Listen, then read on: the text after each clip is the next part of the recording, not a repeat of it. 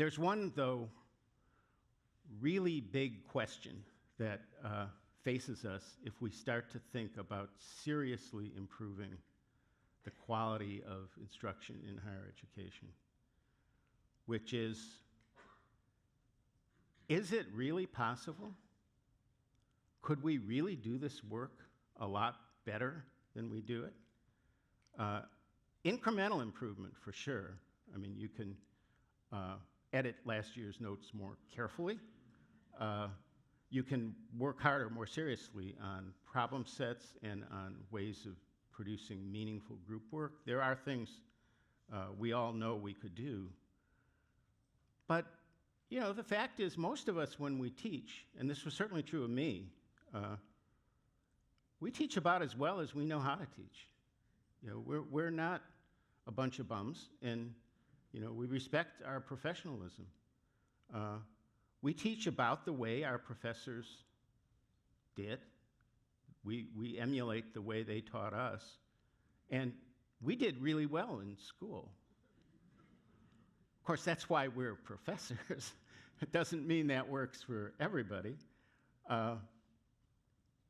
And, of course, most of the time, teaching is a largely private activity. So we don't really know how our teaching, except in the most superficial ways, how our teaching compares to other people's teaching. But we know the other people, and we probably think, yeah, we're probably as good as they are. So except for the occasional superstar, which leads to the great teachers are born, not made kind of play, we think we know what we're doing, and we're doing it about as well as we know how to do it. So what's the reason to believe we could do substantially better? After the break, in our panel discussions, we'll hear some people who are doing innovative things, and we'll hear a lot of other things as well. But I think that's important to show some concrete action. We do know from K-12 experience that quite substantial improvements in teaching effectiveness are possible without having to select extraordinarily talented students or motivated students in order to make them happen. The University of Chicago charter schools are an important example of this. There's a very good book recently published by the Chicago Press about these charter schools and the way they've gone about things. In some measures, but not others, some of the no excuses charter schools in inner cities have consistently shown that with high levels of discipline, they can produce certain kinds of results. There are other examples. There's early education in Boston. There are scattered examples of really important success. There is also a powerful research literature in K-12 about the requirements for more successful teaching and the ways you can help people learn how to teach more effectively. And we ignore that thoroughly. Even people who do research in improving higher education ignore that thoroughly, but at their peril. There is a lot of interesting stuff there, and 17-year-olds are not that different from 18-year-olds. So there's a lot to be learned. In conjunction with our commission, the Academy has published, actually yesterday, available on the web, a paper looking at the current state of the art in teaching improvement in higher education and talking about conceptually what you're trying to achieve. There is also an important recent development that I want to call attention to, and I'll close with talking about this. We now have at least one study that tries at reasonable scale to produce deliberate improvement in higher education. This is a demonstration project undertaken by Carl Wyman. There's your Nobel laureate for you. A physics Nobel from 2001, who has devoted himself since then, more than 15 years, pretty much exclusively to trying to understand how to improve the teaching of sciences in the United States. After doing this for a long time, Carl was ready to gather substantial resources, well over $10 million, which deciding where you want to teach when you have a Nobel Prize is actually, you can, as he will frankly say, he traded his Nobel Prize for the funds to do this demonstration project. And he undertook at 2 universities, UBC and Colorado, to systematically attempt to improve teaching in hundreds of courses in a range of scientific fields with a very clearly laid out plan. The book, Improving How Universities Teach Science, that he produced is remarkable for its detail and candor.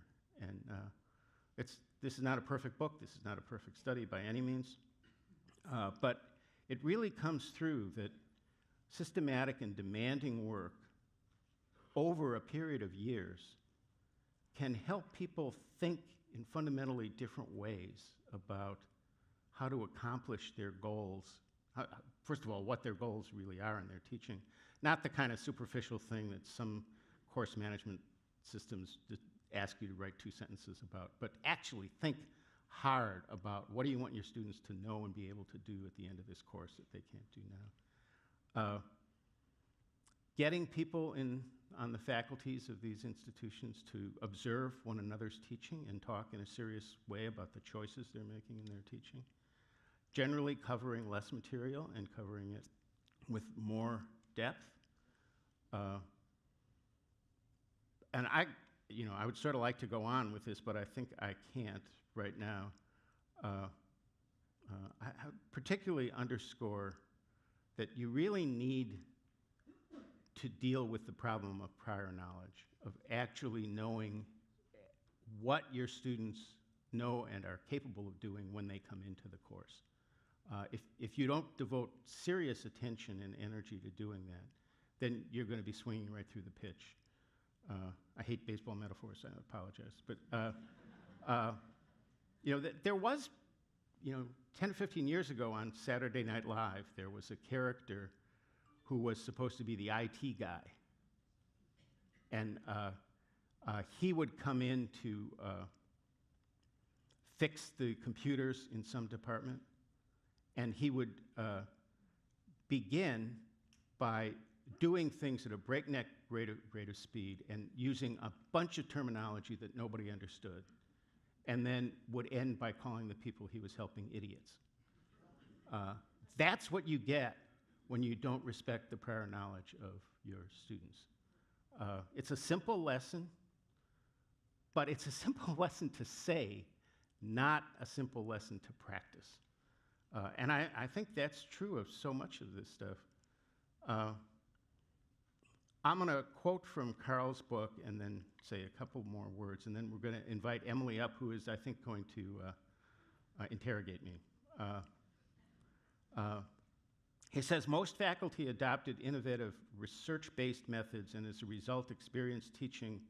This is important. Experienced teaching is a far more rewarding activity than they had found it to be using traditional lectures. Their students attend class more and are far more interested in learning the subjects. These faculty did find that it takes time to learn to teach in this new way. That's what the millions of dollars were for, to get people to spend that time. It takes time because there is substantial expertise to be acquired, but that given suitable support, the time invested is not much greater than that required to create a new course. The results are perceived to be well worth the effort, and I think really importantly, it is costly in time and money to make this is not a quote, this is a summary. It is costly in time and money to make basic improvements in teaching, but once changes in practice have settled in, it is not more costly to teach using those methods. This is a really key point. We need some serious investment if we're going to go in this direction. But we can, if we choose to, make real progress and not set up promises for a system that we won't be able to afford to sustain.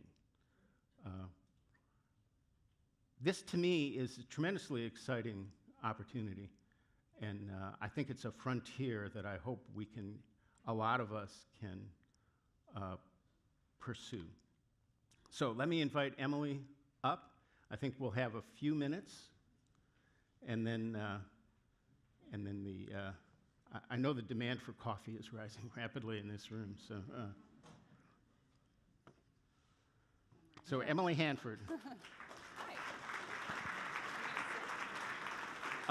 Sure, we can sit. Let's sit. How's Good it? morning, everyone. That's perfect. So the idea here, I'm just going to ask Mike a few questions, and then we're going to have a break, and then we have all these other great people to come up here and talk to us about what they're doing in terms of improving teaching quality. So you met you. So I want to kind of start with a little bit of a personal question. Sure. You talked about your own time as a professor of economics, and you teach as well as you can teach, and you teach the way you were taught. I mean, I think that's what a lot of people do. They teach the way they were taught, and you brought up this, potential problem, which is that the people who are doing this teaching are people who generally did pretty well with the way they were taught, and so the way they were taught worked. And so my question for you as a professor, what were the moments that you thought about something might not be working here? Or did you have any clues, I need to think more systematically about what my teaching is? And did you even have moments of thinking, wow, I'm not prepared for this? Talk about your own experience as a teacher, and you're giving us all these thoughts at this point in your career. Go back to the beginning. Where were you back then? Yeah, I should say there was a pre-beginning. If you think of Williams as the beginning, I taught at the University of Illinois Chicago Circle when it was brand new, and I taught classes of 600 with absolutely no TAs, which I thought was criminal, and particularly at a time when the bottom quarter of the class was at risk of being sent to war. UIC is a terrific institution. It had a lot of growing pains, so I don't mean to trash that place, but the experiences were murderous at the time. Williams was a little different. I would say that the thing I did quickly, and the thing that's so easy to do, is I learned to do really good lectures. I mean, this was a pretty good lecture. But that's so much easier than teaching. David Cohen, the great education theorist, talked about what we often think that giving an expert performance is teaching. And it's a kind of, just here's how, it's like that IT person, watch me do this, now you do it. But, as Shinru Suzuki, a Zen master, said, in the beginner's mind, there are many possibilities. In the expert's mind, there are few. And we are making all these choices. We're doing all this editing. We're not making all the false moves that we made when we tried to figure this out, and we just know how to do it. And it just makes the people who are watching it think, wow, that's really impressive. I'll never be able to do that. And so that was the easy part. The hard part was when I had to do discussion classes. And first, just get people to respond at all. Because I didn't know how to ask a question that led anywhere.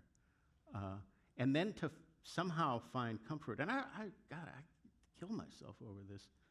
I worked to find ways to find the right balance between having a line of direction you were trying to take the class and being open to the insights the class had. And I would say I went from really bad at that to better at that. But I now know from my experience, 14 years talking to people who are experts in teaching, there are people who know how to do that, and they can tell you the kinds of choices you need to make. And they're mostly people who work on K-12 education. We should talk to them. So, obviously I think a point of college is for students to learn something, and people learn things in many ways, and teaching is one thing that helps people learn, but there are lots of other ways that people learn. And so so now speaking as an economist and someone who has studied education, What's the evidence that improving, this might sound like a radical, stupid question, but what's the evidence that improving teaching would improve learning and improve the college experiences of so many students? Like, what do we know about why we really need to do this, improve the quality of teaching? It's a provocative question, and I think one thing we should say is, if we really think teaching doesn't work, we are wasting an awful lot of money. And time. And broadly, I think, although it's not nirvana, people come out more educated than they went in. So there is, on some average sense, something that works there. But I think the more serious question is, would devoting more energy to this in the right ways actually produce significant results? And let me say before I answer that the dichotomy between teaching and learning, I think, comes from an impoverished view of what teaching is. To my mind, what teaching means is crafting an environment which facilitates students in learning. And you may do that by flapping your jaw, or you may do it by listening with careful judgment. You may do it by setting up different kinds of assignments. The way you lay out your room actually makes a difference to these things. So when you hear a teacher say, "I taught it perfectly well, they just didn't learn it." No. That's like saying, I drove to Chicago, but I wound up in Kansas City. You failed to go to Chicago. You failed to teach that material. We can talk about whose fault it is, but don't be confused. That was not good teaching. That was a failure. If we think about teaching that way, it becomes much more plausible, I think. And then I do think that there is evidence in pockets of places that have worked hard at doing things that are thought to be effective and have seen improvements in completion and learning as a result of that. We're in the dilemma of we haven't tried very hard. G.K. Chesterton's famous quote, it's not that Christianity failed, it's that it was tried and found difficult, and so was never pursued. So it is a bet, but I do think, even in the, I don't think the evidence is very good in Carl's book, but he does have scattered evidence of learning improvement, and certainly of improvement in student satisfaction in a more authentic way than the typical survey. Mm-hmm. Given the various challenges and impediments you kind of laid out in terms of the way that higher education is structured, what's happening with adjunct faculty, resistance that maybe faculty may have to doing things differently than they've been doing it for decades.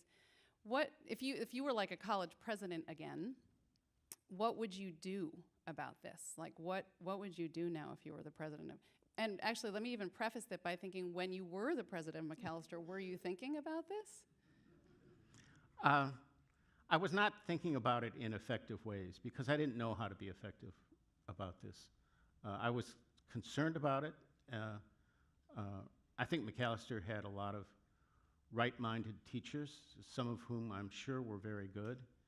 The question is, can you be more systematic about it? And I think one of the takeaways for me from Carl's work, and it's not, he wouldn't claim it's original to him, is that he embedded in every department somebody who had serious expertise in this work. In many cases, he and his team actually trained those people because there weren't a lot of places to get training. And I think if an embedded expert can gain respect, like you don't come in and tell physicists how they're supposed to do things, but you can come in and engage their intellects in these really fascinating questions of how does this learning really happen? That's what I would do. I would pick a few departments and find some good people in professional roles that involve some teaching, but also involve conscious efforts to help people learn more, and then see if you could grow it. Why do you? But I'm not going back to doing that. We're not going to do it. Can't rehire him somewhere out there. So you characterized much of higher education as So largely in. I think this is the last question because I see Annie walking forward. Okay, sorry. Okay, last question. Why you characterized higher education as sort of largely indifferent to this question, and yet this commission that you just did, Carl's book, many examples of innovative things happening. So what is it? Why after centuries of higher education in America are we thinking about this now? Why is it an important thing to think about now? Well, I think it's important because the stakes truly are high for higher education, and we're going to be able to make progress without messing with teaching. There are lots of other things you could do better, including advising is an obvious one. But I think the heart of the matter, not the only important thing, but a really important thing is the classroom experience. And I think we're going to have to come to that because the stakes are so high. I also think we're equipped with a lot of new possibilities for learning. I think we'll hear something about that from Gail, actually, that using technology is not to replace teachers, but to learn more about teaching has tremendous potential. Just the fact that you can cheaply video classes, for example, which used to be an extremely expensive proposition, means that communicating about what's happening in different classrooms can be made much simpler than it used to be. So I think there are new opportunities, and I think there are new pressures. Okay. So I think it's time for a break, Annie, until what time is everyone supposed to be back here? Quarter of. Okay, break till quarter of. See you back here. Please enjoy your coffee.